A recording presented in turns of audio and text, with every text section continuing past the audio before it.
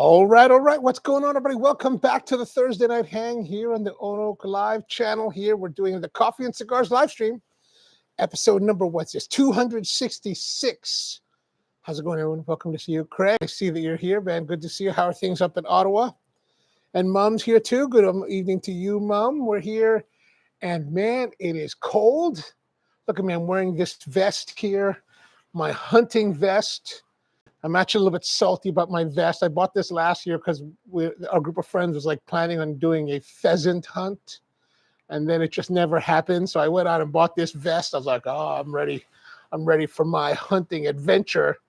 Because when you go hunting out here, you have to wear like some kind of orangey, right? You turn this inside out and you get this orange thing. And then we never went.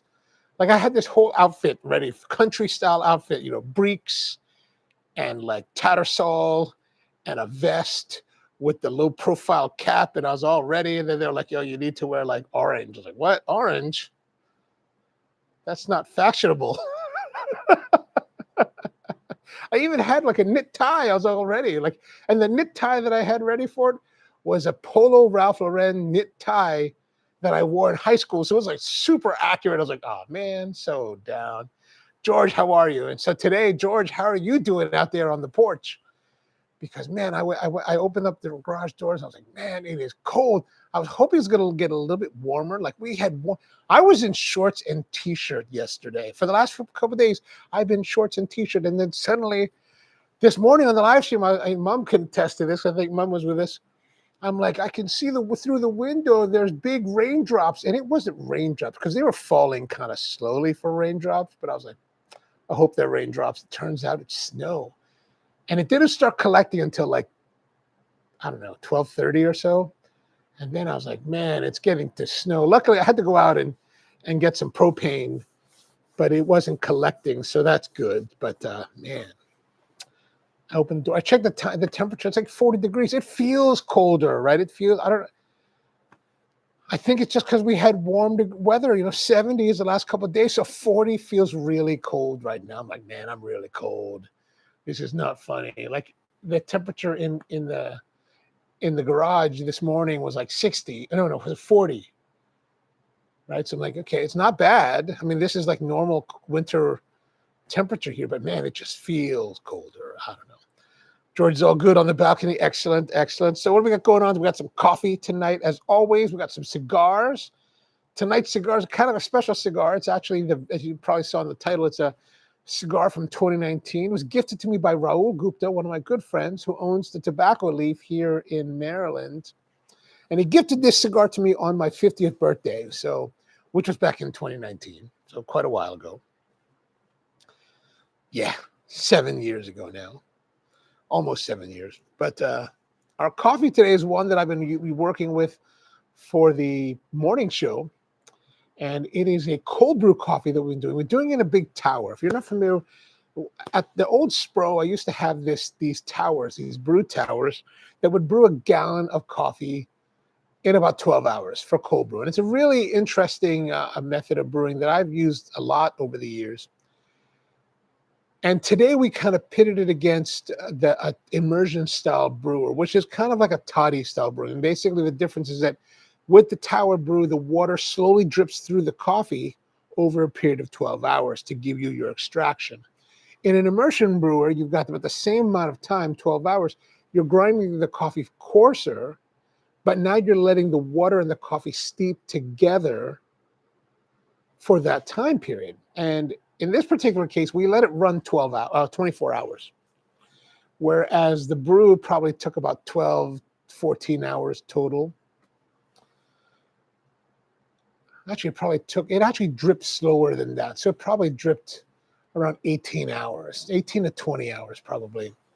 And so extraction time is somewhat similar, but the way that it extracts is different. And it wasn't until I was writing my Substack entry today, and if you're not familiar, I do have a Substack now, Ono Coffee, or is it Ono Coffee at Substack.com, something like that. And I was writing about it, and I was thinking more about it. And I noted this in the live stream this morning, but I think the cold brew through the tower was better.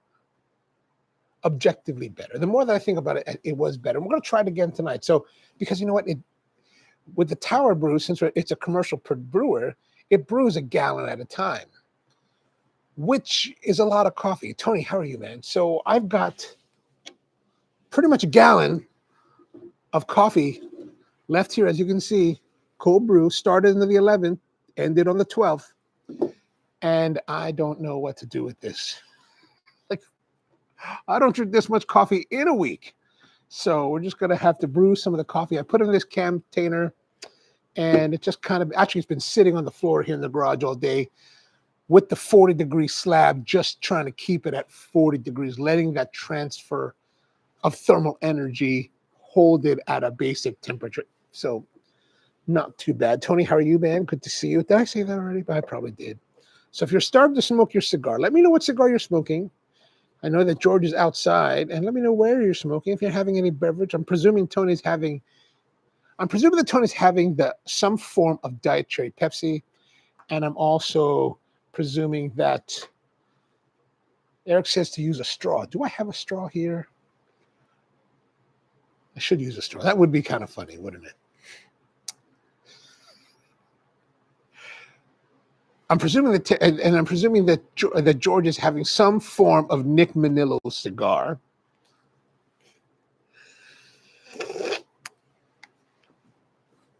Oh, that is nice. This coffee that I'm using is actually it's a Costa Rican coffee, natural processed from a coffee roaster in Saudi Arabia by the name of Sulalat. And Sulalat's one of the companies I worked with over the years.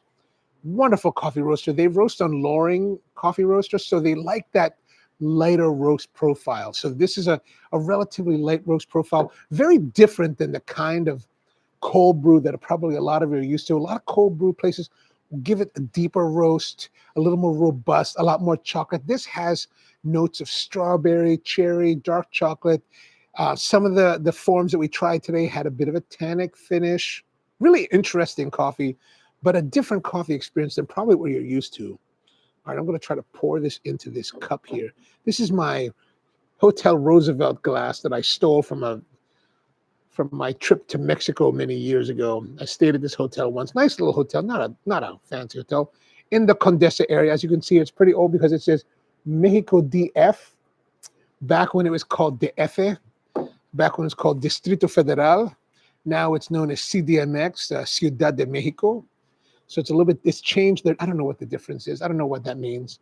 It's no longer, so I think it became, it was a federal district, which is kind of like the District of Columbia, like Washington, D.C. So I think that under that old legal definition, it was a protectorate of the federal government. Now it's no longer that. I don't know. Oh, we're going to pour that in there. I'm spilling it everywhere. Spilling coffee everywhere into my miter tracks. And as you can see, we're back in the workbench because I finished the workbench for the most part. I've done all the major modifications. And now I'm just working on some minor things like the chop for the vise and then the sliding dead man for the other side of the bench. So I'll put this over here. At least the nice thing about this, we don't have to brew the coffee, right? But it's cold. It's meant to be cold. Oh, yeah, that is such a nice, I think it's getting nicer. I think tomorrow, Mom, I'm going to make tomorrow's topic this coffee again, but the next day, right? How does cold brew fare the day after? And then the days after, because cold brew, I feel like is one of those, hot coffee. So for hot coffee is one of those things where you brew and then you drink it pretty much in the moment. Where I feel cold brew is something that you make and then you enjoy at a later time. Like it's meant to be something later. And like how much degradation to the coffee experience does that have by waiting a day and then maybe another day? Plus, I also need to consume all of this coffee in some form. So Tony says he's having the Ritual Sumatra Toro 6x56. Ritual, I'm not familiar with that company, that brand. And the half diet, half zero cherry Pepsi, still in rationing mode, I see. And George is having the LCA exclusive, and it's delicious, pairing with a bold Cabernet tonight. Oh, quite refined. I feel like I'm having Cabernet myself with this now. And Tony wants to know, which LC are you having? And Mom's asking, so do you put it in the refrigerator? You know, typically I would put this in the refrigerator. Like tonight, I'll probably put it in the refrigerator. Today, I didn't. I just kind of let it sit here right around 40 degrees. And, you know, 40 is not refrigeration temperature. Right? I'm not going to say that, but close enough for the purposes of today and for tonight's live stream. Close enough, close enough. George says, it's the new one, sweet vanilla or something like that. Oh, interesting. Interesting. Do you have membership too there, George? I am actually stretching our time a little bit before I begin the cigar, because I'm like, well, you know, the cigar itself is a little bit on the shorter side, and I would like to not run out of it necessarily. The cream vanilla and marrow salmon side. Marrow salmon. What? Marrow salmon. I don't know what that is. So anyway, we'll just at least talk about the cigar. So today's cigar is one that, like I said, was gifted to me by Rahul Gupta, one of my good friends, back during my 50th birthday back in 2019. He gifted me this box. This is the 50-year celebration Family Reserve Padron number 50, which I believe is called the Little Hammer. And I say that because it says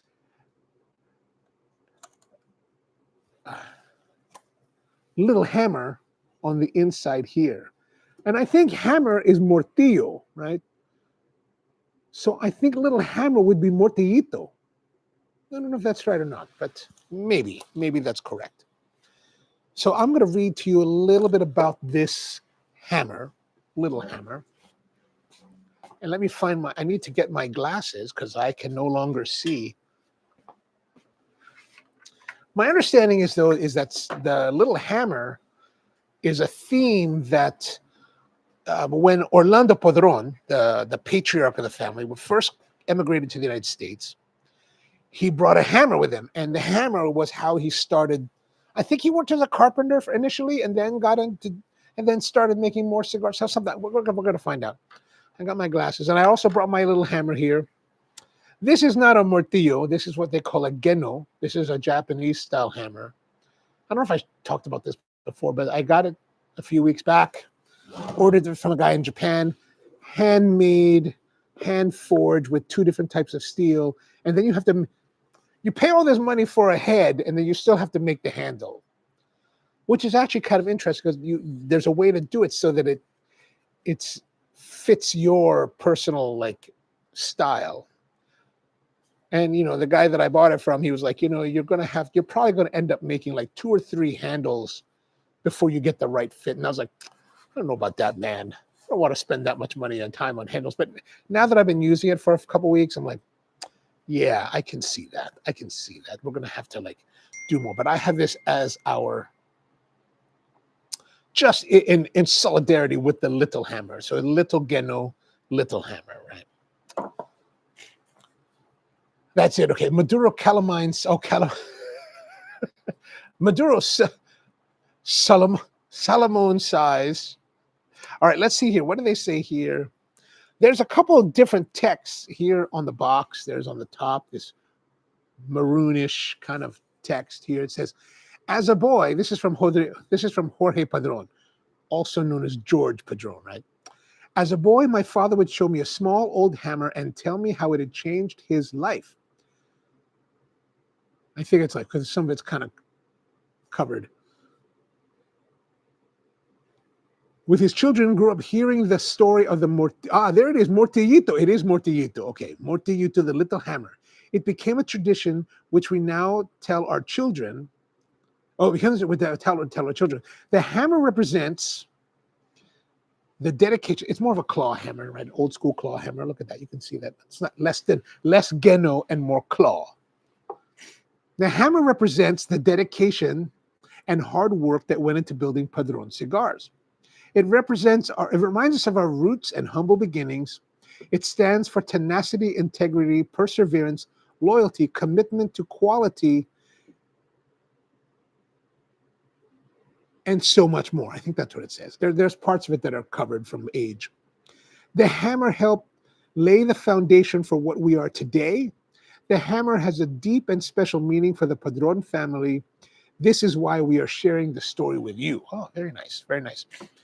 One of the first times I was introduced to this cigar was quite a few years ago, before this was gifted to me. Padron is one of those companies that is very, this is how it's been described to me, as in some ways difficult to work with. Makes lovely cigars, but is kind of difficult to work with in that they don't do events, they don't do swag, they don't do a lot of things that a lot of cigar companies will do to help promote their cigars. They don't really even help to promote the cigars very much, right? So to get someone from Padron to come to a Padron event that you want to have, evidently is very difficult. I don't know why that is, but I guess if you have a great product, you don't need to do anything. And that attitude kind of comes through it in many different ways. But you could buy tens of thousands of dollars worth of swag of cigars, and you may still not get what you want, but you also may not get them to even help you with an event. So this is what people have told me over the years. And so I remember Rahul was telling me one year he wanted to have an event with Padron. So he had this event where he was like, buy X amount of cigars and we will give you a hammer. And he wanted, I was asking Jorge Padron to sign the hammers. Like he had like maybe 10 of them. It's like, if I send these to you, will you sign them? I think they did, but it's like the length people had to go to get support from Padron was always kind of like comical to me. But the idea but I remember him telling me the story about the hammer and wanted to give away a hammer with the cigars for a special cigar release. I don't remember all the details.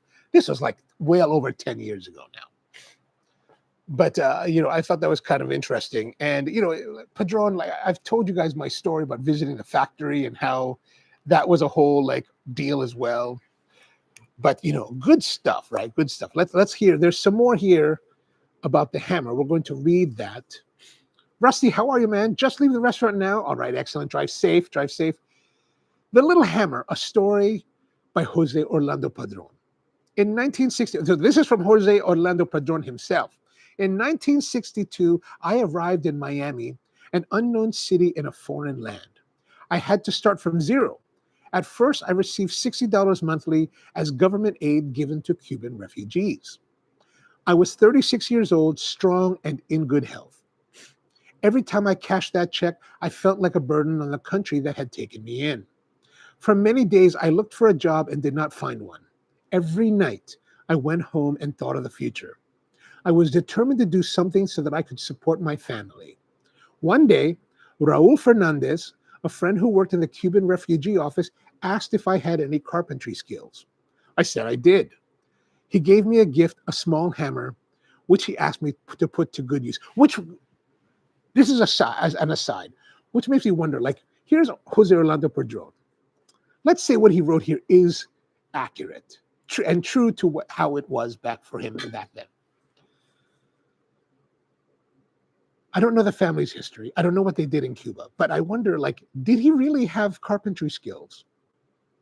Or was he like most immigrants and so eager and interested to work that he would say yes to whatever they asked him so that he could go and work and provide for his family, right? That's kind of the immigrant's journey, right? They're here or in any new country and they want to like provide for their families. They want to participate in the society, whatever comes their way. Can you do carpentry? Yeah. Can you do, or maybe they might ask some other thing. Do you know how to like build rockets? See, you're going to say yes to practically anything that you can so that you can participate. So not to say that he doesn't know, but I just wonder, like, did he really know about carpentry or did he just say yes, because I need to get to work? Right? Kind of like Tony Montana. Tony Montana would just do whatever was necessary, right? The hammer Let's go back to it now. The hammer made me feel I had a necessary tool to become self-sufficient and not depend on a government handout. During the days, I worked as a gardener. At nights, I did carpentry with the hammer. My dream was to save enough money to open a factory to make great cigars like the ones we used to smoke in Cuba. Oh, so I wonder, he says he used to smoke them in Cuba, which makes me wonder, did they make cigars back when they were a Cuban family, still in Cuba? Through a lot of sacrifice and hard work, I managed to save $600. That's 10 months worth of government subsidies, right? At $60 a month, that would have been 10 months of so he may have worked his jobs. Oh, maybe, and I wonder if they still gave him the subsidy after he got a job. But anyway, so at least that's at least almost a year of having to save money, right? Because you're going to be able, you have to still provide for your family, pay for your rent, pay for all of your life living stuff. I managed to save $600. Money I made working with the hammer. With that, I made my dream come true and opened Padron Cigars in 1964. He arrived in 1962, got his job saying yes to carpentry and got a hammer and started working. Within 2 years, he opened Padron. He had saved that $600 to open Padron. And so I wonder, hey Siri, how much is $600 in 1964 worth today? Do you want me to use ChatGPT? Yes. Whatever you need to use. Adjusting for inflation, $600 in 1964 is approximately equivalent to $6,128 in 2026. Whoa. This calculation is based on the Consumer Price Index, which indicates that prices have increased by about 953% over this period. Wow. That was from ChatGPT. That's crazy. So, Padron, Jose Orlando Padron started Padron Cigars with what is equivalent now to $6,000. He saved $6,000 over 2 years to start this company. That's pretty good. Not bad for a guy who probably floated here on a boat. I still have the hammer as a reminder. I wonder if this is the hammer, right? The picture. I'm going to presume that picture is the hammer. I still have the hammer as a reminder of how it all started. More than 40 years later, the hammer is still here, and so is Padron Cigars, the brand that the hammer helped build. That's a nice story. That's good. That's a good story. I didn't realize that Jose Orlando Padron was that young, meaning that, he was 36 in 1964. So he came, I just presumed that he was older, and Jorge was 2 generations removed from him. So anyway, we got the cigar. Now this cigar is the number 50 and released during the 50th anniversary, I guess released for the 50th anniversary, so it's 1964, the 50th anniversary was in 2014. And if you recall in 2014, Padron had their 50th anniversary cigar, which was this super rare limited humidor, gloss lacquered with registered cigars. You could only buy these cigars. You could only buy refills if you were the registered buyer of the original buyer of the cigars to begin with. So a whole rigmarole. I have one of our good friends, Matt, get a box. Right? I think we got it from Rahul, but we got a box, and Matt since I helped put that together, Matt was kind enough to give me one of the cigars to try. Lovely smoke. And, I've, as I can see here, I have smoked a couple of these. 3 of these. I've smoked 3 of them. Somehow 3 are missing. I'm sure that I smoked one probably with Rahul. So probably had him smoke one of them. And the interesting thing here, so it's listed here as a Maduro cigar. Now, I don't know if there's 2, if you look here, there are 2 distinct color wrappers, right? This is what I'm presuming is the natural wrapper. Then look at that. It's a very distinct color difference. I'm not sure if this is how they were packaged or if this is a packaging that Rahul redid for this, right? For me, I don't know. I no longer recall. I'm going to select one of the darker ones. And here's the interesting thing that I thought about. I'm thinking about at this moment. When I was at Padron back in 2014, I went to go visit the factory with my friend, with some of my friends. One of them was Marvin Chang, who is friends with Jorge Padron, and was the one that had arranged our visit. But I remember distinctly, as we were walking through the factory, as we're on our tour, they were showing us the sorting of the Maduro and the naturals, and they were all from the same pile.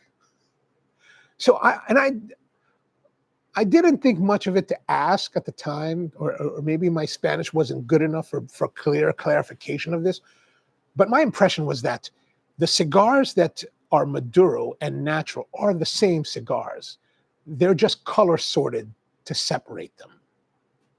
I don't necessarily know if the wrappers themselves are processed separately and differently, which in some ways is, part of that strikes me as a little bit disingenuous. But then the other side of it is that, well, in my experience smoking Padron cigars, I've had two in 20 plus years, that I have disliked. So obviously they're doing something right. You know what I'm saying? Tony says they come packaged 10 Maduro and 10 natural. So if you have a half and half, I'm assuming raw. Oh, okay, gotcha. Thank you for the clarification.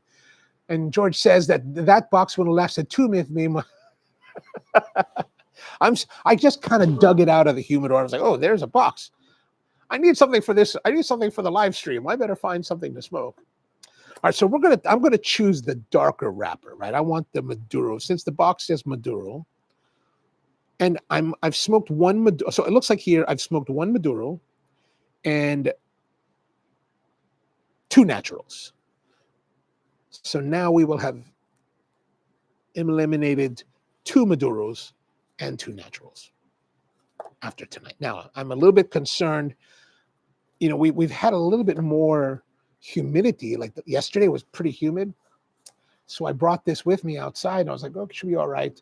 But now it's kind of cool and chilly. And I'm a little bit concerned that it might be a little bit too chilly. Brian's here. I'm sitting here with Tony and Bud. Nice, man. Nice. Good to see you, Brian. Good to see you. All right, so here it is. This is the Padron number 50, 50th anniversary. Oh, man, that just does not look nice.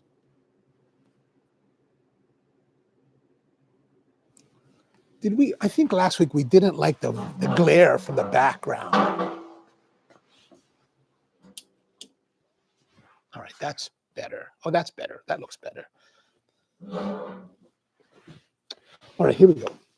That's a little bit better. A little bit better. It says 50 years here on this lower band, the secondary band.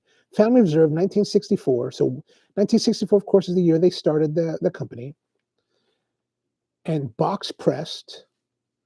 The interesting thing, like box pressed, they don't press them in a box at Padron. When I saw them, like some cigars are rolled and then they put them in a box and then they close the box and then it presses them down. When I was at Padron, they were pressing them like in bundles. Does it matter? I don't think so.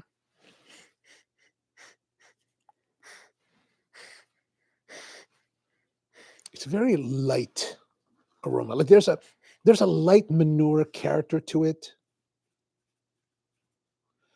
And today is what is today? The 12th. The 12th.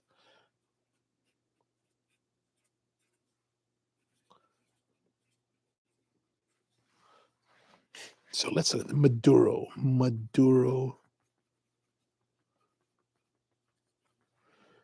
And fairly dark wrapper, but nice. Here's the thing about Padron, right? I think we've only reviewed Padron once on this show. The 1964 cigar, which was the second of Padron cigars I've ever smoked that was just not good, like just not enjoyable. It was disappointing. It was disappointing.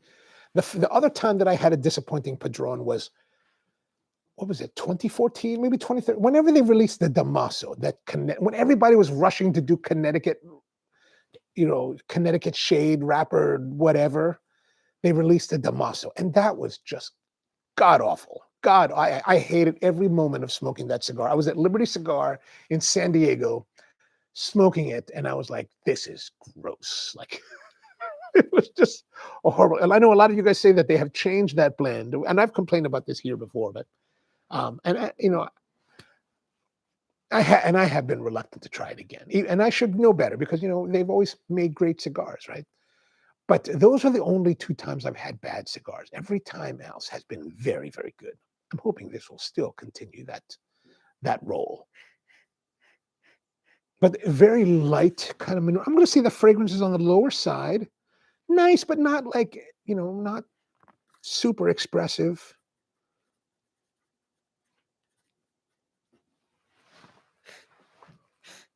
Let's cut into that. Oh, a little bit dry feeling. That sounded dry. Like a box press, easy draw, smooth, quick, very little resistance. Very mild. So I was going to say it's a mild flavor, but I wouldn't say that it's mild in flavor.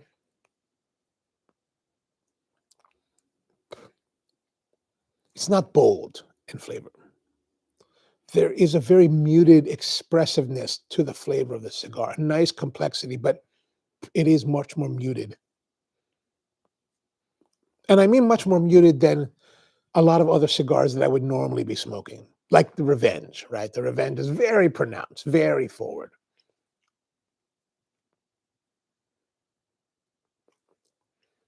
I'm puffing on it more to see what there is to get. Maybe the coffee's interfering. There's a little bit of sweetness coming through. But the cold draw is very pleasant. It's very pleasant and not unenjoyable. So let's do the light now. The cold draw just kind of okay. I gotta say, I'm not wowed. I want to say it's very good, so I'm giving it an 8. Like, I'm not wowed by it, but it is very good. It is a very good, but it's just not like, there's no real pronunciation. Since this is from Rahul, I'm gonna use some tobacco leaf matches.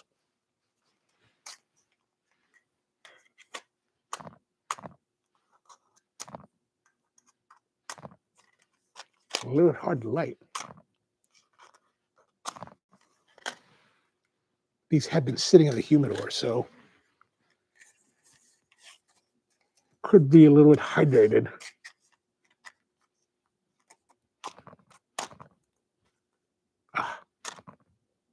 Come on, there we go.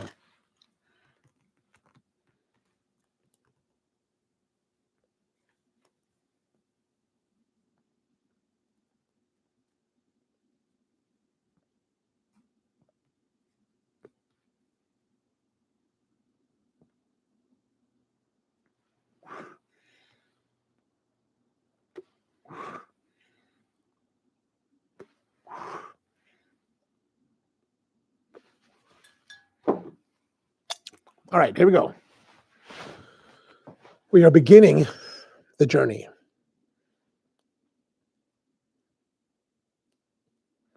It's starting off a little bit on the ashy side. The flavor on the tongue.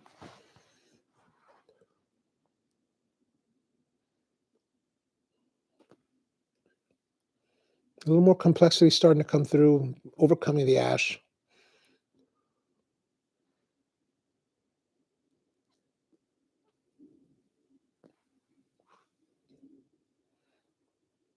Very dark. It's a very dark kind of character to the cigar. And a dark, is it maybe kind of, yeah, there's there's still a little bit of an ashy character to it.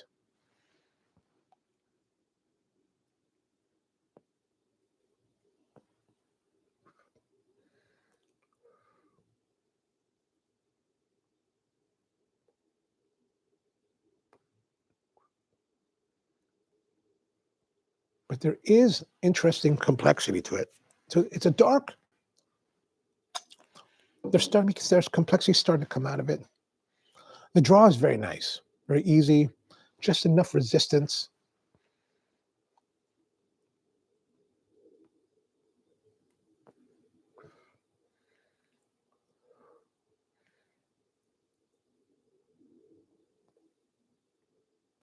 Actually, I'm starting. I think I'm liking it. The way that I'm puffing on it, I think while I may be at a lack of like better descriptives, but I think that there's a good darkness to it that does kind of remind me of revenge characteristics, right? Like there's a deep darkness to it that is just kind of interesting and intriguing. And I think for me, when I get these kind of darker notes in tobacco, I want to puff more.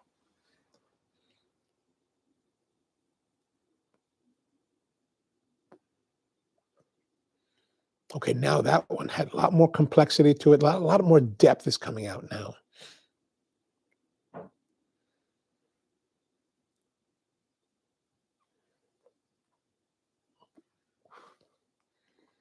Oh yeah, that's different. This is different. So from what I think of Padron cigars, I tend to think that they're very good overall, very enjoyable, very pleasant, very positive, very good complexity. But this is different. This is definitely much more complex, a lot more depth, a lot more character, a little bit heavier, but not heavy, right? Just heavier than other Padrones.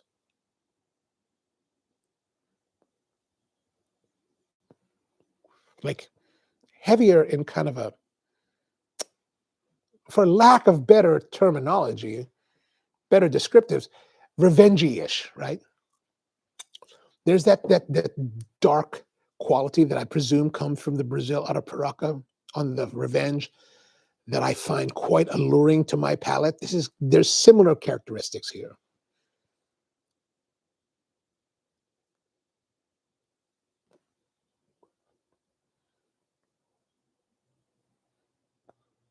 Oh man, oh that is nice. You know, I was just thinking for a moment here. The flavor of this cigar, it's got really deep complexity. The thought that popped into my mind a moment ago was, this is the kind of cigar that you smoke and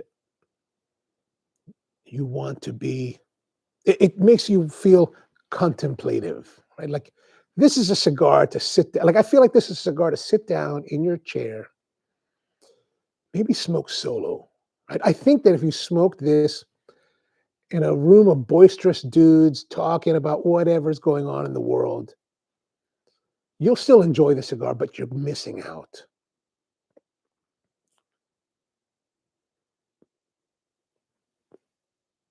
I think this, the way this tastes,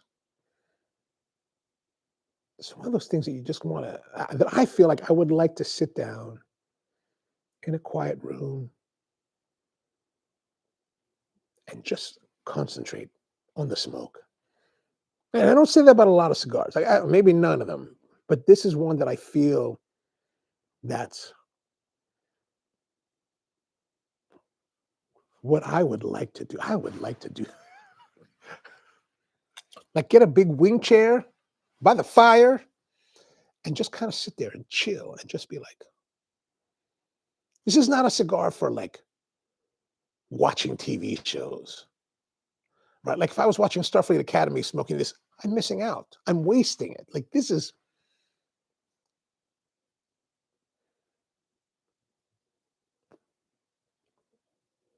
there are flavors here, leather, definitely tobacco, deep, complex flavors that really kind of want you to give it your attention, to give it concentration, your concentration, right?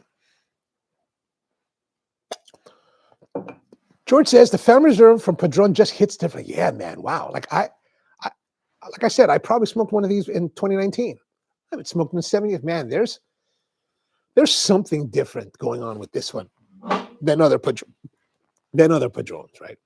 The increased aging and fermentation allows it to be much more intense. Yeah, man. Like this is interesting. Like this is very interesting.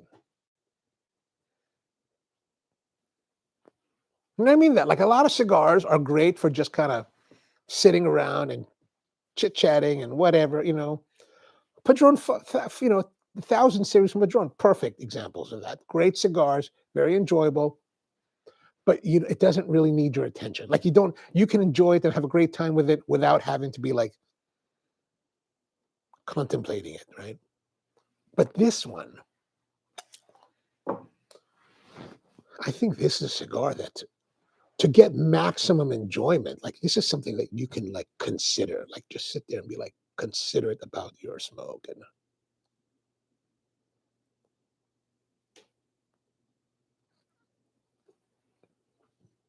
like I already want to change my chair, get off this stool and go back to that courtroom chair that I've been using recently, and just kind of hunker down and just kind of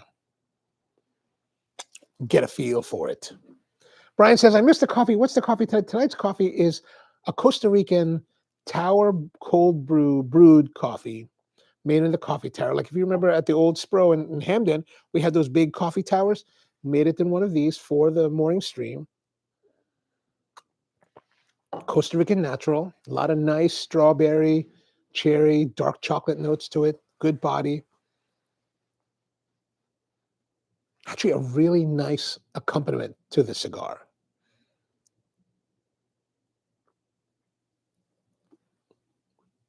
Do they still sell these cigars? I mean, I think they do. I looked it up a little bit this morning. And then I meant before the show to read all about it, but I got stuck up with some other stuff and didn't get a chance to read anything about it. But man, this is really, and the smoke, the burn is nice. It's a little bit uneven, but I'm really puffing on it. I'm really trying not to puff on it very hard.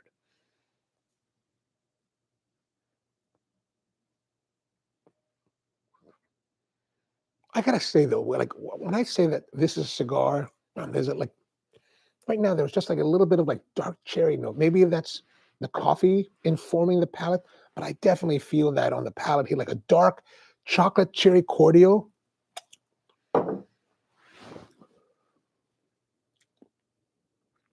Tony says 50 years regular production. The 50th anniversary Churchill size that came in the humidor is limited run. Okay. Is that the same blend as this one as well? Brian says, what about the Padron or Perdomo black label? Are we ever going to review that? I didn't even know there was a black label.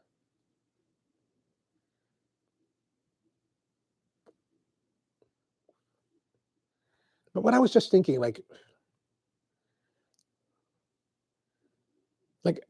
part of it was thinking like we should all get together, sit down and have a cigar, maybe get this cigar, the current production. But I don't know where to go for that cigar. Like I said, this thing I feel like requires contemplation, consideration, thought, reflection.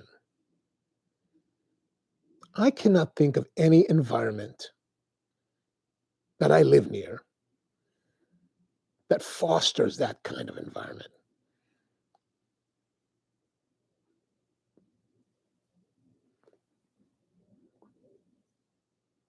Yeah, no place. I can't think of that. Like, where would you go for I think something like this.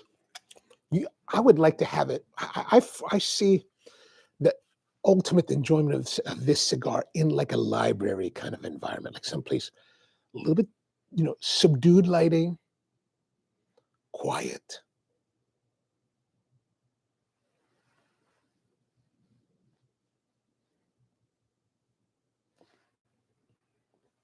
Man, it is. Wow, this is really interesting. Tony says, no, the Humidor 50th anniversary cigar is a different blend. Okay. This one is just a fairly normal, it's just a normal family reserve blend. But here's the thing. I smoked that 50th cigar from the big Humidor, the Churchill one, or whatever that size was. I don't recall having this reaction to it. Like this was like, maybe it's the extra aging from 7 years of sitting in the humidor, but man, this is like,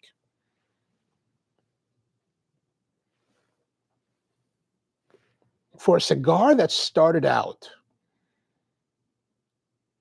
with just a very good score for the fragrance and cold draw, this is performing far greater than I was thinking it was going to. But like if I think about this cigar and I compare it to the cigars that I remember that are amongst our highest ranked cigars, for example, the 20th anniversary, My Father, or the Mirfilm Mayor. This is so wildly different. Like I feel at this moment, I feel that the first third of the cigar is at least excellent, but for very different reasons than those other cigars. Like those other ones have delicate complexity and handling, where this does. It's not delicate. It's heavy, but it's not heavy, right? It's not like I would describe Revenge as a heavy cigar, right? Like it's heavy. This is heavy, but with like really deep complexity. I'm going to tap it a little bit to get that out.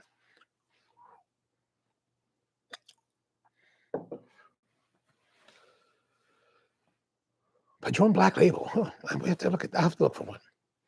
George says around a fire pit at night would be. A fire pit would be nice.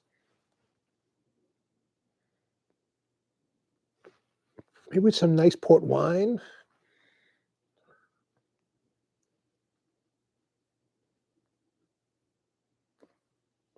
Like this is man. This is excellent. Like this is like super solid.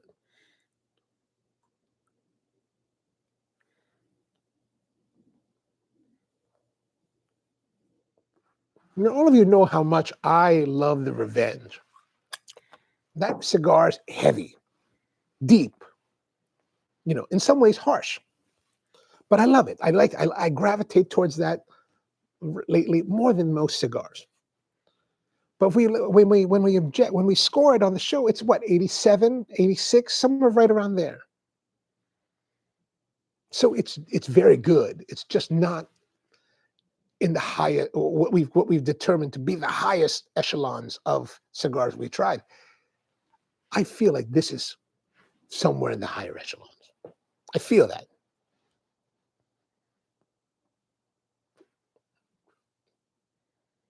It has this great balance of like depth, complexity, weight, body, without being overtly heavy, without weighing it down. Now it's expressive. It's I would think the Mirfilm Mayor is a very expressive cigar, bright notes, florality. This is not that. This is darker, deeper.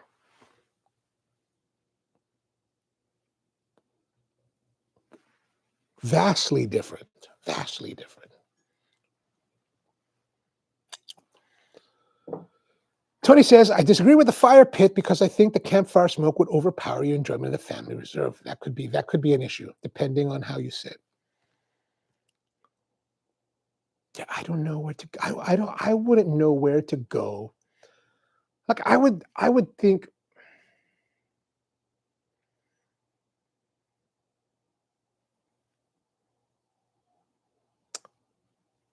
I want to say a place like Carnegie, the Carnegie Club, but the Carnegie Club is also very loud.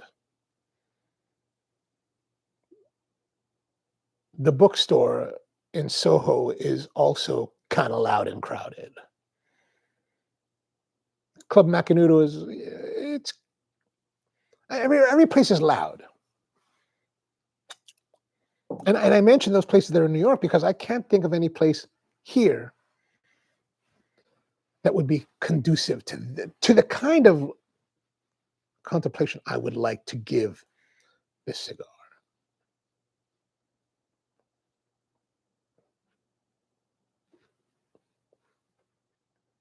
Ooh. Now I regret giving away my wingback chair.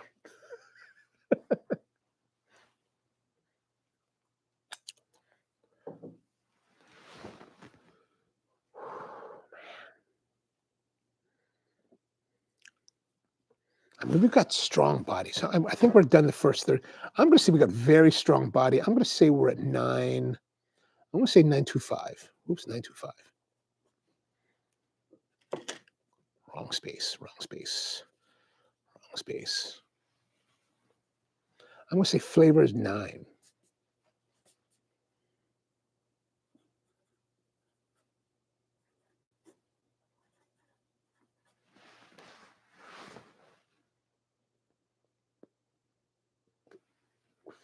Tony says, what about the Davidoff Lounge? Yeah, that would be pretty close. That's a very nice. Presuming that the environment be quiet. I've never sat in the regular environment. We've always had the conference room.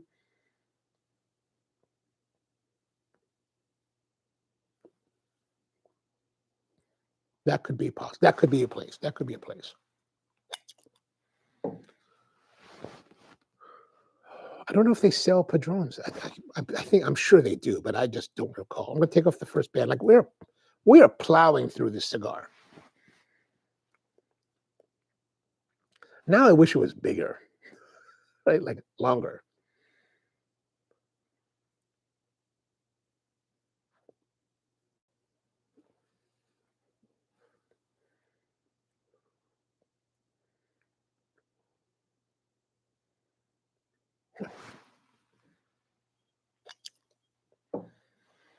All right, let's continue now. I have some coffee.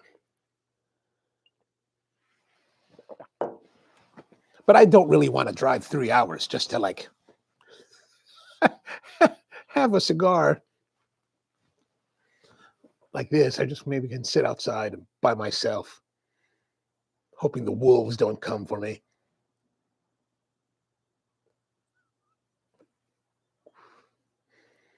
So how's everyone's week been going? Everything good? What have I done this week? I haven't done much of anything. I always feel like I haven't done much of anything in the week.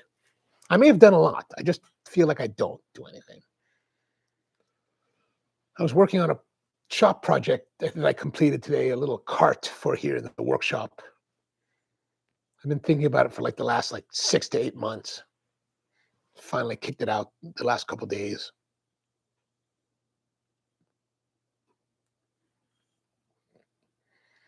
My problem is that I'm cheap, right? So what that means is that I don't want to go out and buy, like the way a lot of people make their shop projects, they use plywood because plywood's relatively easy to work with, build cabinets out of plywood, but I'm cheap and plywood's expensive. So I'm always looking for like cheap stuff. So I salvaged some oak pallets a while back. And, of course, the pallet wood is like, just pieces of wood like this. You have to assemble it. If you want panels for something, you have to build the panels out of those parts. So that takes extra time. So I had to build like 1, 2, 3, 4, 5 panels for it. Ran out of wood. Well, ran out of that stock, right? Because it's all like, and I harvested this particular pallet when I first really got into it. So my ability to dimension all these pieces to the same thickness was very poor. So it's all like varying between like 11 millimeters to like 6 millimeters to 7 millimeters to 8 millimeters. Like, good Lord.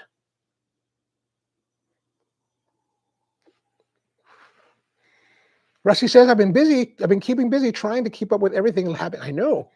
Those of you who may not be familiar with what Rusty's talking about, there's a restaurant in Copenhagen, Denmark called Noma. Noma was founded like 20 years ago with a chef by the name of Rene Redzepi. And he's like been at the forefront of like haute cuisine for the whole time. Like he's really a famous chef, very well respected, very well known. If you want to get a reservation at his pop-up in Los Angeles, it'll cost you $1,800. Now, I've been to a couple of the Noma restaurants. So Noma is the main restaurant where they do all the super high-end stuff. They also have a restaurant group where they have a brewery, they have like a wine bar. I've been to both of those in Copenhagen. They're right on the waterfront. Really nice operations, really, just not super fancy, just like kind of food for regular people. And I'm a regular person. And we went to eat there when I was there in 2019 and had a real nice time. And evidently, Renee is a tyrant, like many chefs of our age, right? Like those of us most of us are all similar in age. And our generation, comes from that rough and tumble 80s world where it's like, men are men and you die because you don't speak, right? You just kind of grin and bear it. And in the old brigade system, chefs were tyrants and, belittling their staff, shouting, throwing knives, throwing pots, throwing pans, throwing all the kinds of stuff, all the worst stuff that you may have heard. Evidently, Renee has been that person.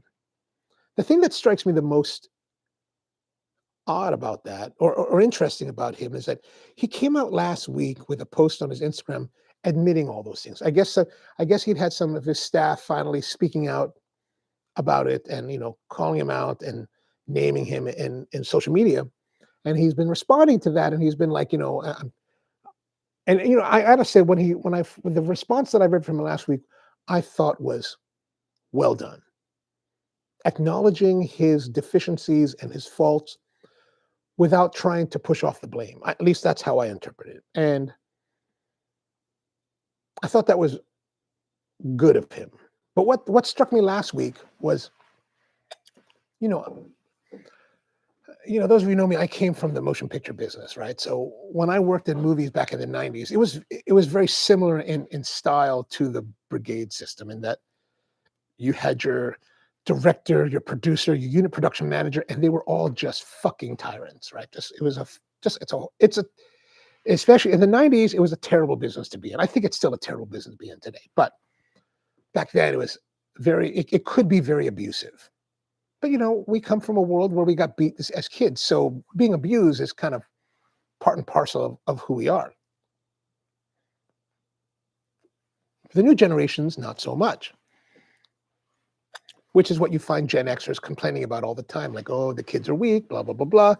These are Gen Xers who seem to have forgotten the fact that we were called losers, and the boomers said we would never amount to anything. The boomers and the greatest generation were always like, oh, these guys will never amount to anything. They're all a bunch of lame asses who can't do anything, right?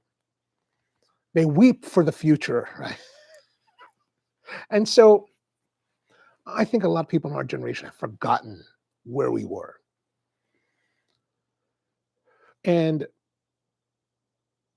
But when we started doing the shave ice business and then eventually Spro and got into food, I had left the film business, and I didn't. Part of the reason why I left the film business is I didn't like that kind of environment. Like I was like, when I do my own thing, I want to do something that's hopefully better, more thoughtful, more open.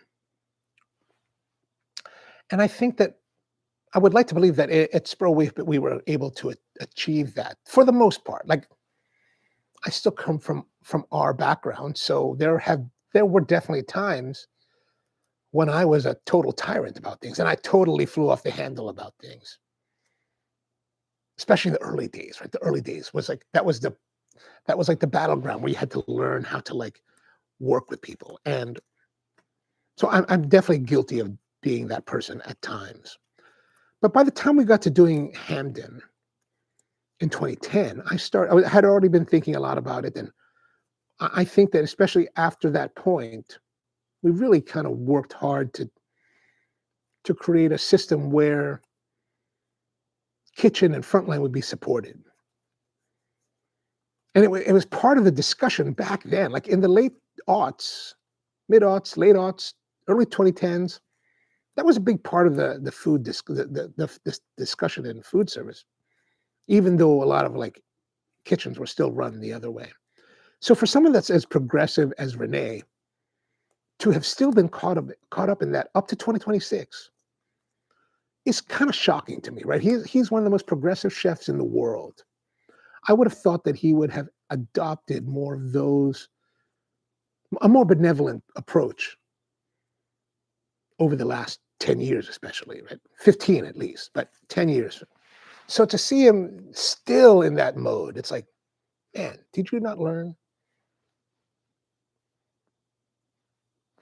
So I don't know. I mean, I appreciate the fact that he's had some reflection on that, probably because he got called out on social media.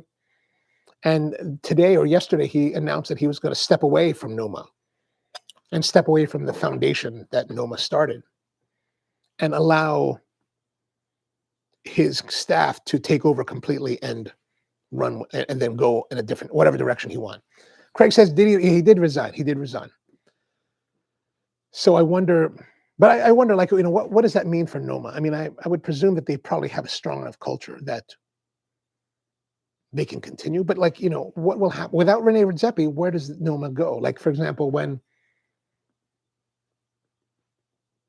Ferran Adria decided that he was done, he just shut the whole restaurant down. He shut it all down. Because he was the brainchild. He was without. In that case, with El Bulli, is El Bulli without Ferran? So, which makes me wonder: is Noma without Rene? We're going to find out. I mean, the world is going to find out as things progress. But can they make a Can the new Noma make a transition into a level of institution, like places like Talivon, right? Like Talivon is, while it's not at the zenith that it was over the centuries that it's been around, it's still a well-regarded institution today in Paris, where of Talivon, you don't necessarily know who the chef is, right? Even like a place like Commander's Palace in New Orleans, which at one point was being helmed by Emeril Lagasse. Commander's Palace continues on, but you don't really know who the chef is. So can Noma continue? I'm curious to see how that works out for them. George says he's onto the Tabernacle from Foundation. I'm not. Now back to Nick Manillo. I am not disappointed. Rusty says, I saw a lot of the California pop-up sponsors pulled out their funding. Oh, wow. I didn't realize that. Rusty says, depending on who you ask, some say Albert Adria was more the driving force as the restaurant gained more fame. I would not be surprised. I mean, like, his brother was very involved, and I wouldn't be surprised with that.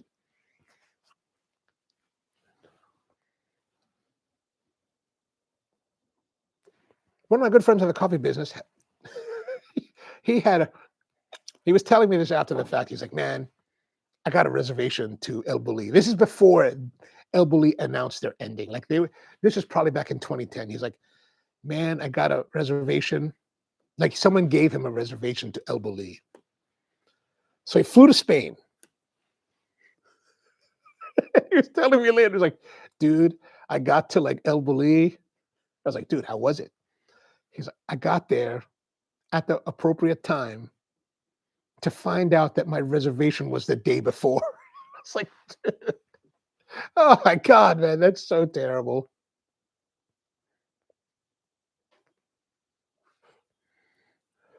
So because he came the day after, he didn't get in.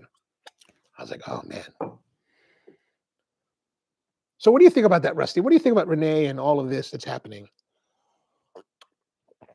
And and I'm curious because you're still in the field. Like I never really worked in kitchens that much, just every briefly once in a while. But like, how are the systems now? Are they better than they used to be, or are they still kind of like rough and tumble arenas? I'm taking off the bands because it's time. And I'm going to do our second. I mean, I think we're almost, well, not yet, almost there.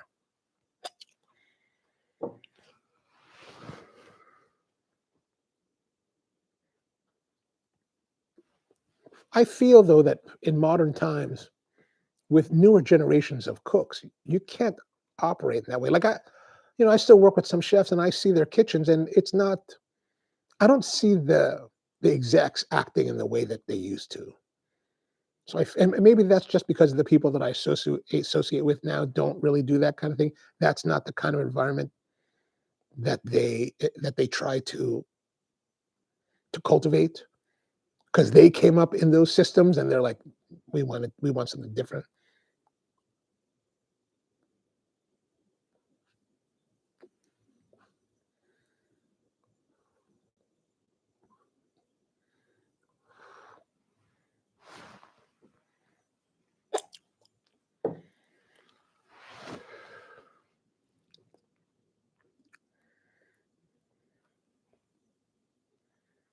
I think I should turn the fan on.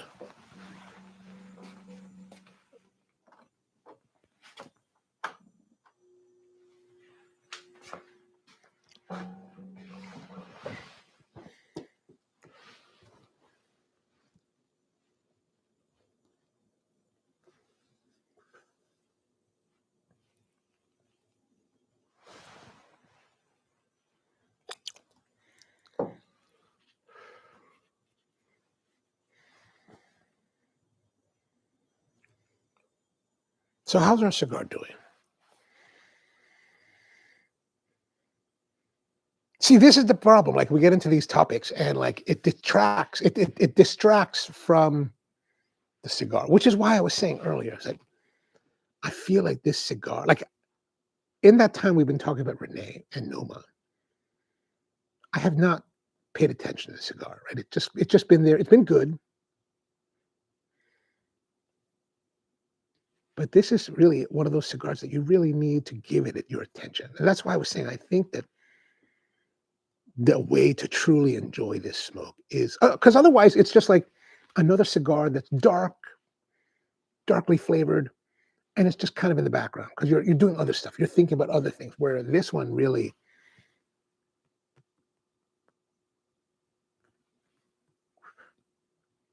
you want to like pay attention to it. Like it calls you to pay attention.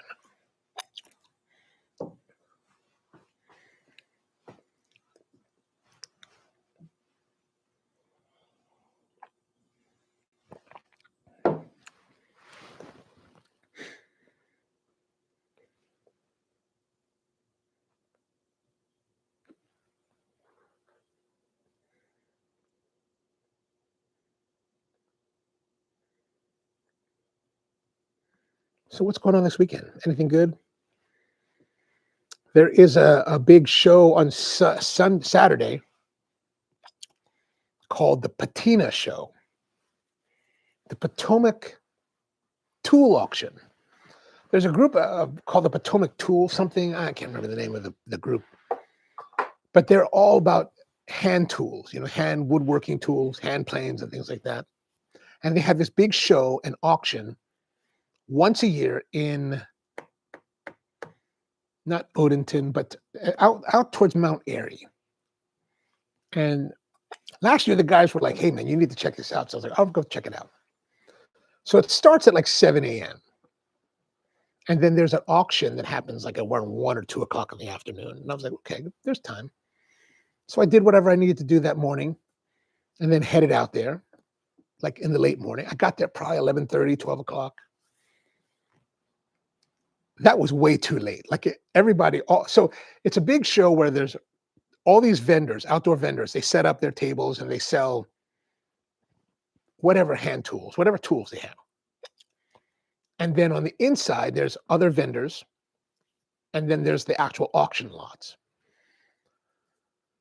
By the time 12:30 rolled around, most of the vendors out, by the time I got there at 11:30, most of the vendors outside had packed up. There's a few vendors left. By 12:30, most of the vendors inside had packed up. And I was like, man, I almost missed out completely. And then then there's the auction. But if you have an interest in hand tools, this might be an interesting event to check out. But you got to if you want to find like, or if you want to see what they got, you got to go there early. And I was like,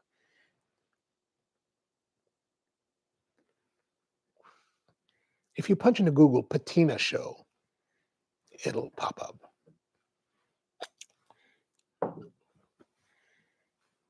I got to remember to pull this down before I forget. But I have this hand plane that I bought over a year ago. I bought it from some guy up in York for like $40. He sold me like 4 of them when I totally did not know anything about this kind of thing. And this particular hand plane is missing a critical part, which is why it's up here, because you can't use it without the part. It needs what's called a cap iron, right? So I'm figuring that some vendor at this show on Saturday will have the one part that I need. Now, this is not even a nice hand plane. Like, it's just kind of some El Cheapo hand plane, I think. Made in USA, just casting. I think this is what they consider number 4. But I'm more interested in user hand planes rather than like collectible or like fancy ones. I don't really want fancy ones. I just want something that I can use. But since it doesn't have that part, I got to put it down here so that I can not forget it. Like last week, I was down in Rockville, so I swung by Bertram's Inkwell, the pen store, because one of the things I've been needing to buy is a new nib for one of my fountain pens. They're really cheap. And, I talked to Bert, the owner, one day many months ago, and I was like, do you normally have these things? Like, yeah, we always have those. Oh, okay, good. And I wanted to bring the pen to get the nib replaced. And I get all the way down there. Like, I've been making a point of it to think about, I need to bring the pen. I need to bring the pen. I get there. I'm in the store. And then it hits me like, I forgot to bring the pen. I was like, I forgot to bring the pen again.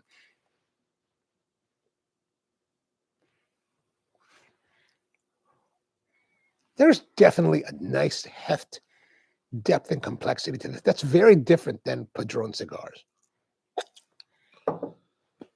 Like, I remember one of the best Padrones I ever had was not even one of the fancy ones. Like the 1964s, always enjoyable. The anniversary 1964, always an enjoyable cigar. This 26s, they tend to be.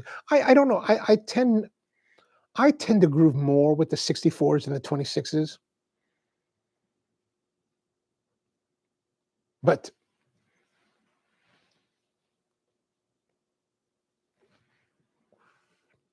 the one that's the most approachable ones are their 1,000 series. Every size is a different number, right? So 2,000, 3,000, 4,000, 5,000. I think my one that I like is like the 4,000 or 5,000. I can never remember which one. I tend to go off the size.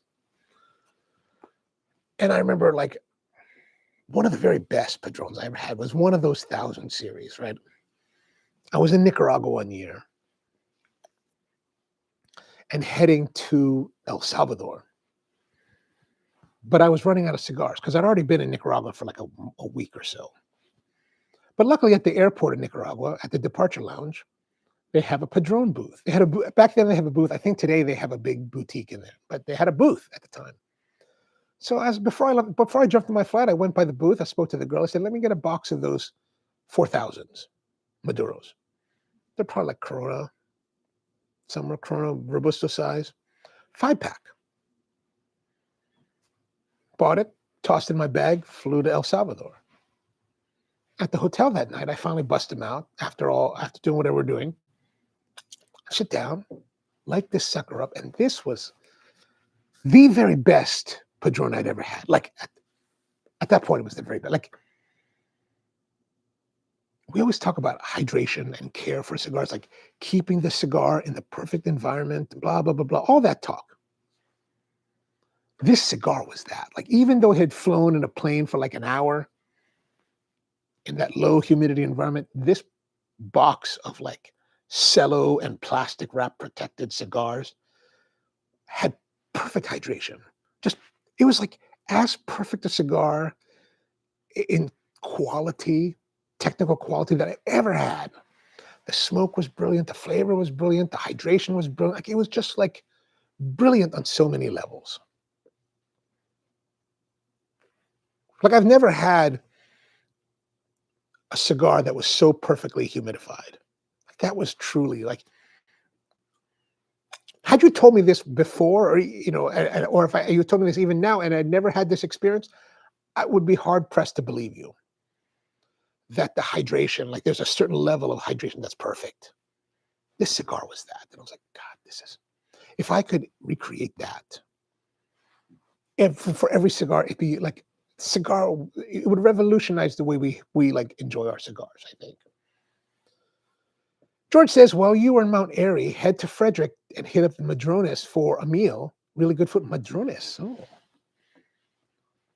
Oh, you know what? I had not checked on Rusty's message. Here it is. I was gonna look up Madrones, but I'll look that up in a moment. So this weekend at Rusty's mussel special is the sweet heat mussels.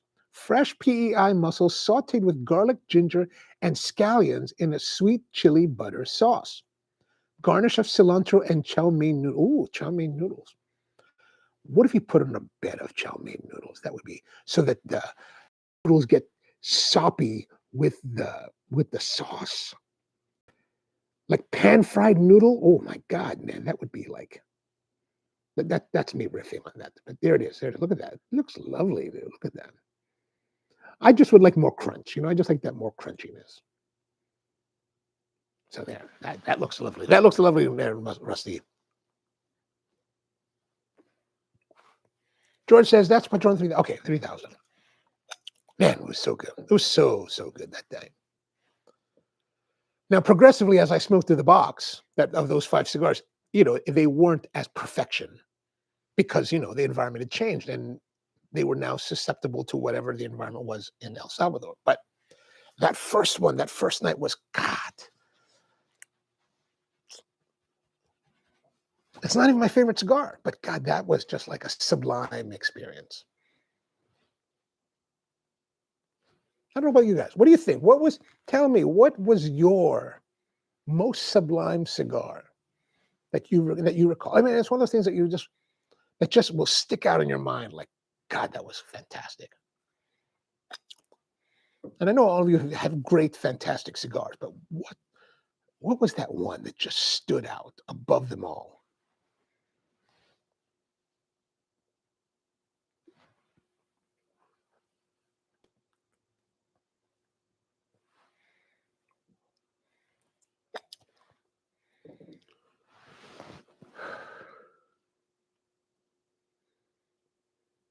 Man, this is really nice. And even though I've been enjoying it, like, and I tend to be the kind of cigar smoker that's prone to puffing hard and fast on cigars that I'm enjoying. I feel like I want to be reserved, to take more time with this one.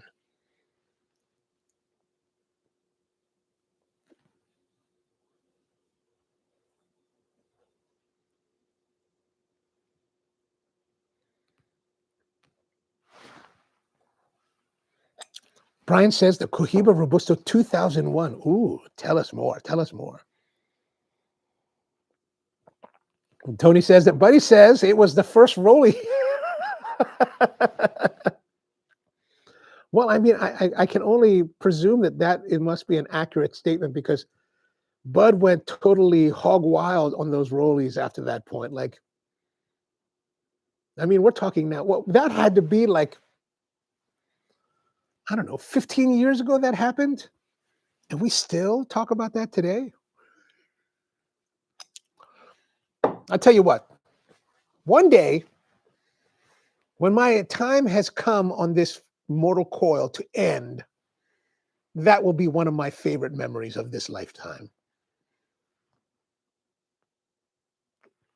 Bud having gone hog wild on Rollies. And I got to say, the first batch of Rollies that even I had was good. Like, it was Rolando Reyes making cheap cigars, but very good. But after that, ooh, man, they were not the same as the first batch. Not as bad though as the factory smokes from Drew Estate. Like, I remember I came across. I'm always looking for cheap cigars, right? Cheap. I want a cheap cigar that I can just enjoy without thinking about it. That's cheap. And I remember one time I was at the cigar shop and I saw these factory smokes. These were like seconds or thirds or whatever, or whatever cheap cigars. Maybe the cigars they roll for their practice for new rollers. And they had like 3 different ones. They have a Maduro, they have a regular, and they have like a sun-grown natural or something like that. And I remember I bought one to try it, like $3 at the time, the Maduro. And I was like, oh, it's pretty good. It's not the greatest cigar, but it's good enough. So I bought one, went back again, bought another one. I probably smoked about 5. Then after that, I was like, no, I cannot smoke. It was one of those cigars that like start off as an intriguing thing the first time, second time, third time. But by the time I got to the 5th time around, that flavor was just getting old and stale. It was like, it just doesn't have enough oomph to captivate you. Rusty says with the Ashton VSG Robusto 2003. Ooh, very nice, very nice. Brian's really kind of an interesting guy when it comes to the VSGs. He used to tell me like he was like very particular about the VSG. That there was a particular like he was very passionate about it and very like particular. And I remember asking one day, I said, what is it about these VSGs that you really like? Because I'd had them and they were good, but they were okay. You know, they're celebrated cigars because they're Ashton, made by Fuente and all that. And he was like, when I cold draw on them, like he told me his strategy was that he'll buy one. When the store gets them, he'll buy one at the store, smoke it, and he'll take a cold draw. And if the cold draw gives him flavors of tropical fruit, he knows that's the money. And then he buys boxes of it from that batch. And I was like, I remember when he first told me that, I was a little bit skeptical. I was like, well, I mean, he's passionate about cigars, so you know, you had to give some credit. But I was like, I don't know about that because I had VSGs and I was never that really into them. And then one day I came across one VSG somewhere, and I tried the cold draw on it, and I got that tropical fruit flavor. And damn, if it wasn't really great, I was like, this is actually really great.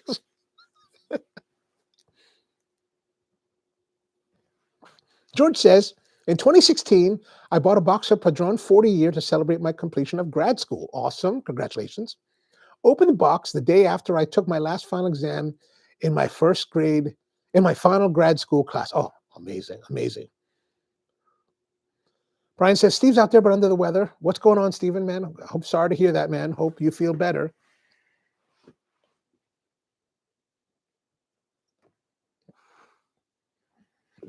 Oh, I'm starting to get worried now. We are running low on the cigar here.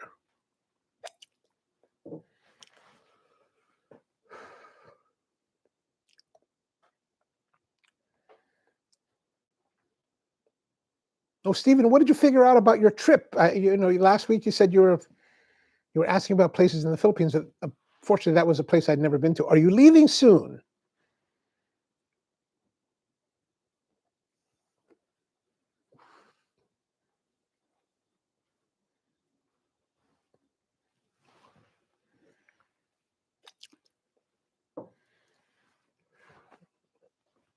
I have to tell you something, though, but I hope you won't mind.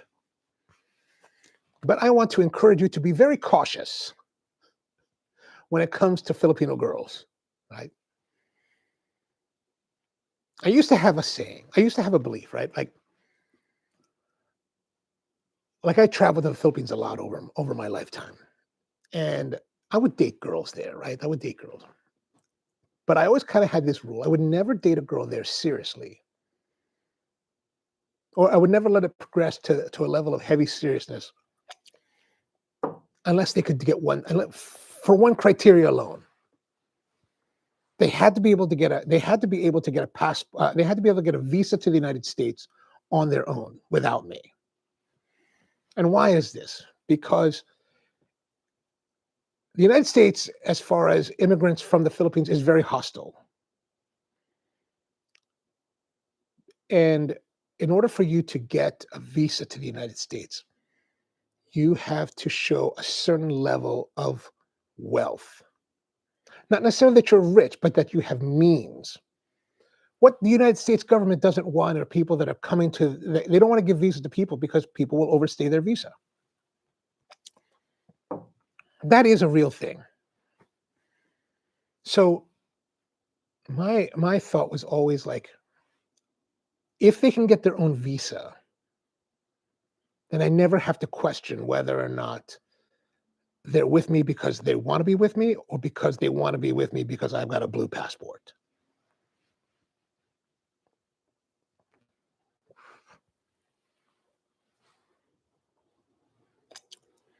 Rusty says, oh, wait, Nat Sherman host series Hobart Cigar. Oh, wow, that sounds crazy. Oh, that was your cigar. Okay. Smoked it with a college buddy a week before graduation in 1999 at the Nat Sherman Townhouse. Oh, that was a great place to smoke.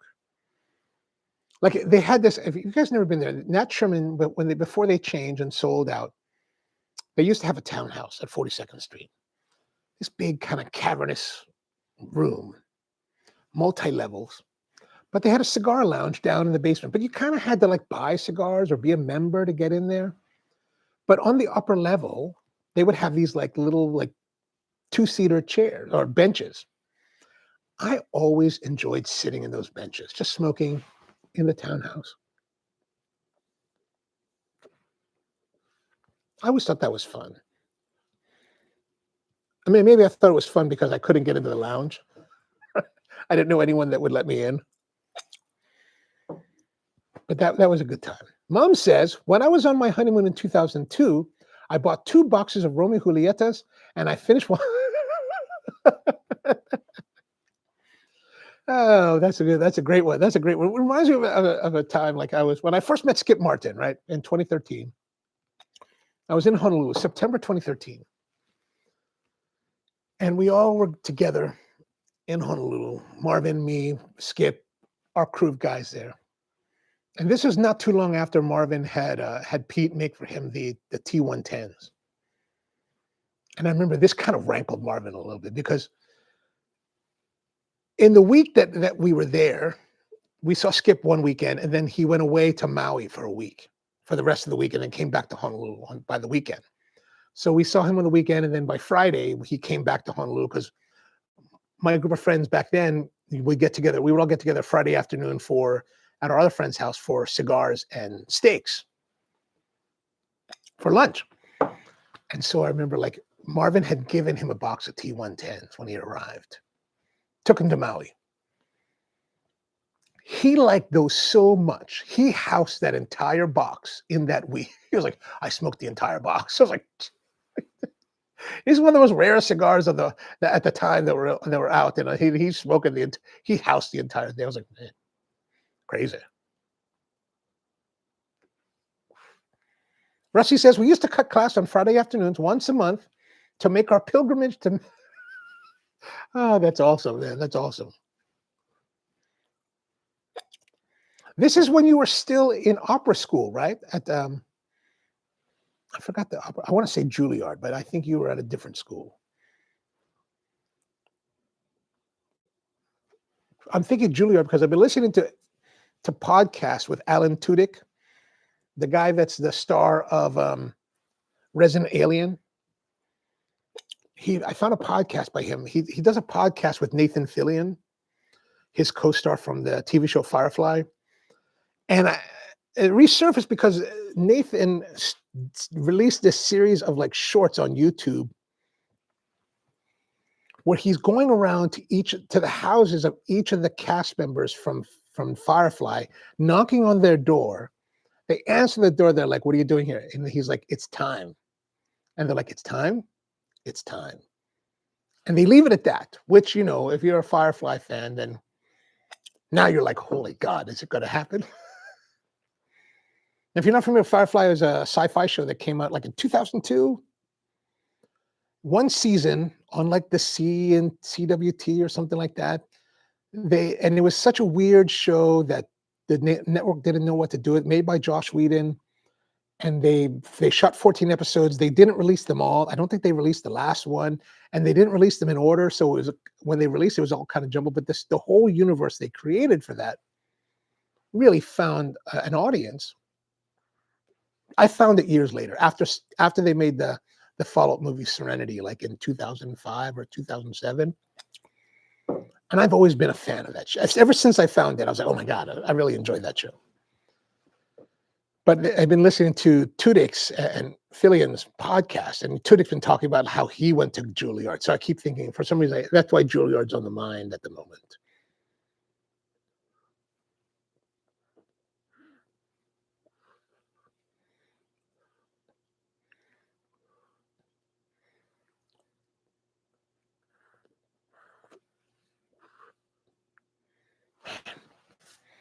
I'm going to say 925 again for the second third.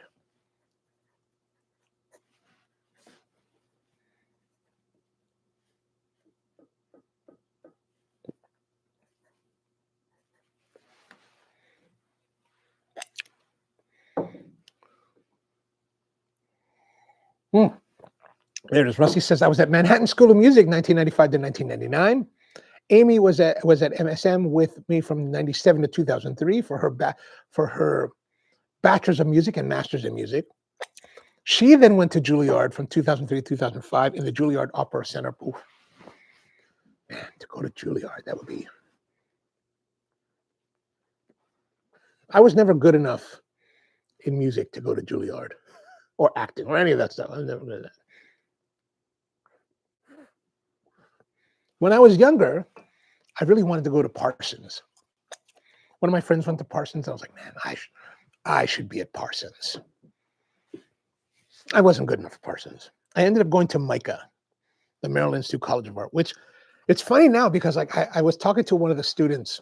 I was at a Blick Art School, Art Supply the other day, or a couple weeks ago. And one of the students there, she was like, she one of the girls that works there is a student at MICA. And I was talking to her and I was like laughing. I was kind of making a fun of it because, you know, when I was at MICA in 1987, Parsons, RISD, you know, these other schools were like the top tier, like they were the place to be, right? MICA was this kind of rinky-dink school, like kind of third tier. But from what I've gathered over the years, like MICA has elevated itself to like that level in like authority and that level in tuition. Like I heard it's like $70,000 a year now. So I keep laughing because I'm like, man, I went to MICA, but it was nowhere near the reputation it had now. But that said, I took a class in 2002, I think 2002, somewhere 2002, 2005. I took a class there in graphic design. Great professor. But I remember this was an evening class, right? A professional level class. And I remember, man, I was telling my friend Erin, because she took the class with me, and I was like, man, this class is like having a whole nother job. Like there was so much work to be like, to get an A, like required so much work. I was like, man, I got to work my regular day job before this. Steven says it's 83 currently in the desert. Another month we'll have swamp cooler out when we're smoking. Oh man, that's nice. 83. We were pushing 80 yesterday. Man, I was in shorts and t-shirt, just enjoying life, man. These last few days here in Maryland, beautiful weather. And then today, snow. Like, what the? I'm glad it rained today because I got stuff to do tomorrow that rain would be a big inconvenience. And Rusty says, I sent a message to Youngma, but I haven't heard back. Oh, and Rusty also said that before it gets too late and I forget, is the CI get together still a go? I'm still considering it a go. I'm planning on being there on the 29th. So remember that. Cigars International, Bethlehem, Pennsylvania, Nazareth Pike location, Sunday, March 29th. We still haven't decided a time, though. They close at 5, so we probably need to get there around noon or 1 o'clock.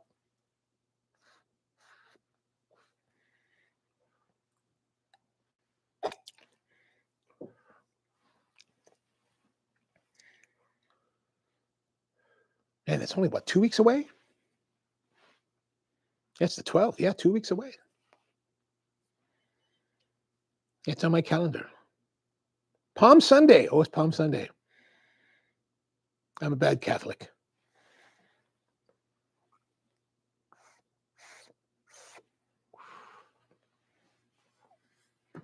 Well, hopefully Youngma will respond favorably. But he's kind of married. He's probably busy fishing on a Sunday. Rusty says, didn't realize it's also Palm Sunday. Is that a problem?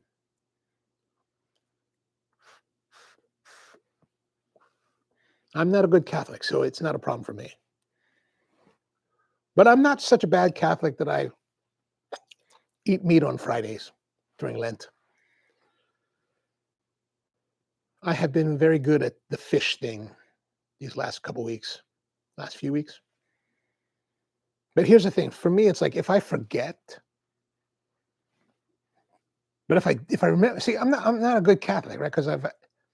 But I try to be. If I remember that it's Friday and we're in Lent, then I can't eat fish, or that I can't eat meat because I remembered. If I don't remember, then I don't remember. But I'm also easy to forget. Like, for example, one Friday, the first Friday, I was hungry. I was like starving. I was like, man, I gotta get something to eat. So I was like, I need something cheap. So I was thinking, I need something, and then it's Friday. I can't eat meat. Let me go see if I can get into Sam's Club and get a pizza. No, and first I was, and then I was thinking, oh, I called up Chick-fil-A because years ago they had a fish sandwich on Lent. So I called Chick-fil-A. I spoke to the manager. I said, hey, man, do you guys do the fish sandwich? They're like, no, we don't do the fish sandwich. Damn it. Because their fish sandwich was really good. So I was like, okay. And in that moment, that after he had said, no, they don't serve fish, I thought to myself, I just want something cheap to eat. I don't care what it is. I'll just go to 7-Eleven and buy a hot dog. So I started driving to 7-Eleven, which is next door to the Sam's Club. Then I saw the Sam's Club and I was like, let me see if I can get a pizza. I don't have membership at Sam's Club, but I thought I could sneak in. So I went to Sam's Club instead, snuck in. There's nobody at the door. Went to the counter. Ooh, what do you have? We got pizza. How much is the pizza? $2.65 with a drink. $2.65. It's a great deal. Let me get the all meat pizza.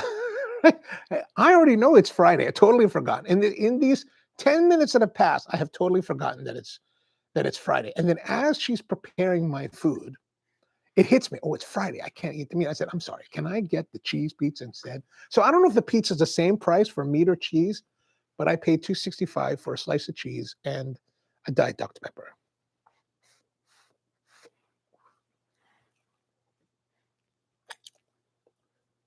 Steven says, I'm heading to the Philippines May 7th. First stop is Manila. Oh, nice. While you're in Manila, man, I'm going to, well, I don't know where you're going to be staying, but there's a place in Makati that I go to any night except Sunday night because they're closed Sunday night. There's a place there called Albert's Steakhouse. And at the steakhouse, so the steakhouse is in this like 3-level building in Salcedo Village in Makati. And it's on the second floor. You go there, you walk up it's called the Sagittarius building. You walk up to the second floor, and that's where the Riedel Room Whiskey Lounge is. And it's a cigar-friendly place. All the guys that I know that smoke cigars hang out there. So when I'm in Manila, that's where I go, right? Every night, except Sunday night. So go there, ask for a guy named Luigi. Tell him you know me. Tell him I said to come down and to say hello to him. I'm sure they will welcome you. Man, my fingers are burning. I want to have one more puff. Oh, damn it. Whew. Yeah, and here's the thing. What I enjoy so much about smoking there with those guys is that I don't go to the cigar lounge until 10 p.m. Like I can do everything I need to do during the day, do work, see family, hang out with friends, go to dinner, and then you can go to cigars, right? So I'll go there like 10 o'clock and hang out till like 1 or 2. Whenever everybody decides to go home, then we hang out and smoke cigars. Until that point, you can bring your own cigars. They do have Cubans; they're available, so you don't necessarily have to bring cigars, but you can buy there. And this is on a Tuesday night. Like Tuesday night, we're there, like 11, 12 at night, smoking cigars. It's really quite fantastic. Like it's the only place that I go. The only place in the world that it's one of the few places in the world that I know that I can go to find friends and smoke cigars late in the evening. And it's, because like here in Maryland, like you know, in my normal life, you have to finish, you have to get to a cigar shop by a certain time because they close at a certain time, right? So you have to get there enough time to do it. And typically it's like early in the evening. We're there. That's what I love the most. It's like everything is done and then cigar time. That's what we don't have. We don't have that here. We don't have that luxury here. Other cities have it. Like, I think, you know, like if I'm in Houston, I can do that. Like Stogie's World Famous is open till late. What else? What other places that I think are like another place that's really good for that is Saudi Arabia or anywhere in the Middle East, because like those people, it's so hot there normally that like nobody really wants to hang out in the day because it's so hot. So once nightfall comes and it cools down, everybody's out. 2 in the morning, people are drinking. It's like, well, drinking coffee. They don't drink. Saudi Arabia is a dry country, so there's no alcohol. But everybody's at the coffee shop or drinking coffee or something until like 2, 3 in the morning. It's really weird. It's really, for an American, it's very strange. It's like, I can do that there. In Tokyo, you can go to, like if you're in Tokyo, you can go to Lake Connoisseur in Ginza. They're open pretty late. But here we don't have so much. But that would be a good time. The Philippines, though, man, the difficult part about going to the Philippines in May is that now you're in Philippine summer. Like summer starts April to June, and that's like the worst time to be there. Like it's super hot. June comes, and that's the rainy season. So June to like August is rain. The best time if you want to go again, next time you go, plan to go sometime between October to March. Better October than November, December, because November, December, it's too close to Christmas and everybody and their mother is there. It's really, really like crowded. January to like March, ooh, that's a great time. It gets cooler, comfortable. Like, man, that's my favorite time to be there.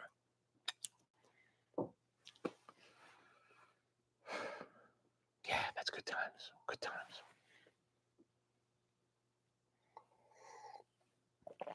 The coffee's still very nice. That cigar was fantastic. All right, we want to say 9 again. 925.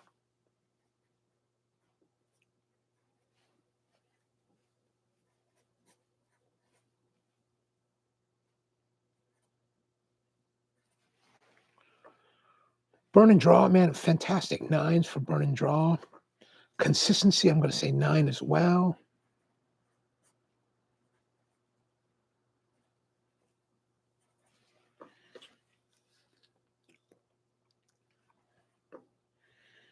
And I got to say, we have to give overall a 9 as well. So that gives us a total score. Wow, that's, not as high as I thought it might have ended up. So a total score now, we started off a little bit slow, right?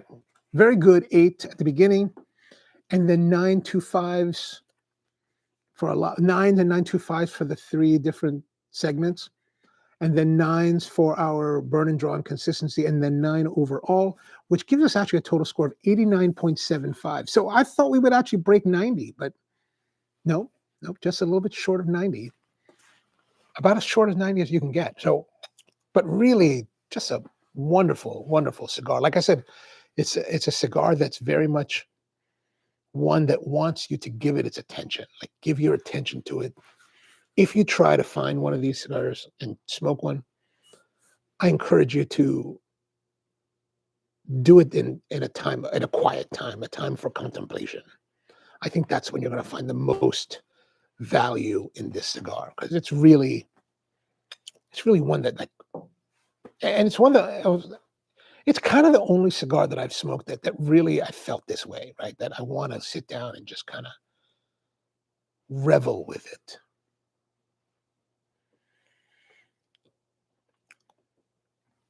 Yeah. I don't know. What do you think? What do you think about that?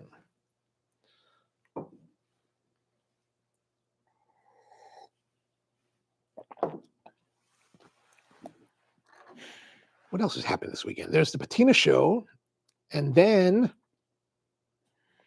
Sunday, there's nothing. I don't know what this. Ain't nothing going on Sunday.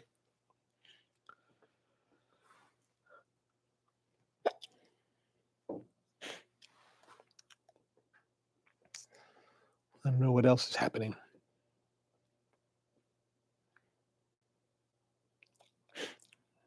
All right. Well, I guess that's kind of it. I don't really have anything else for you, and we only have a few more minutes left, so I guess we can cut things off here and have a nice week. Thank you very much for hanging out with me, as always, here on the Thursday Night Hang on the Coffee and Cigars live stream. Back again next week with more of the live stream and more hanging out, more cigars, more coffee. So, yeah, that's about it for this time. Thanks for hanging with me. Good to see all of you. I really appreciate when you all are here. And back again next week. So, hope you have a great one and see you next time.